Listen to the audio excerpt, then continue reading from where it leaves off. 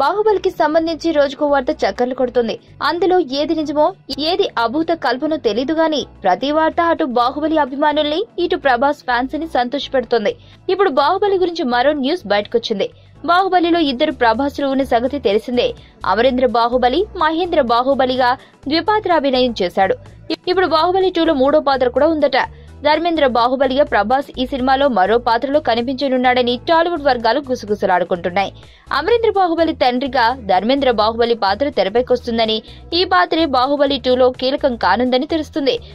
అంతేకాదు బాహుబలి 1లో కట్టప్ప బాహుబలిని ఎందుకు చంపాడు అనే ప్రశ్నతో ముగించాడు రాజమౌళి. అలాంటి ఓ ట్విస్టే బాహుబలి 2 క్లైమాక్స్ లోనూ ఉంటుందట. అప్పుడే ధర్మేంద్ర బాహుబలిని చూపించే అవకాశం ఉందని తెలుస్తుంది.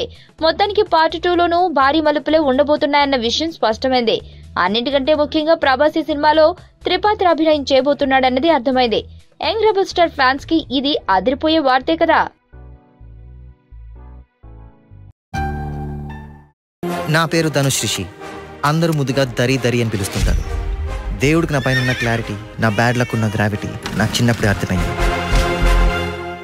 నా లైఫ్లో లక్ ఫ్యాక్టర్ రాంగ్గా ఉండొచ్చు, కానీ లవ్ ఫ్యాక్టర్ మాత్రం చాలా స్ట్రాంగ్గా ఉంది. ఒక మనిషి చేయి చూసి తన జాతకం మొత్తం చెప్పేయగలను.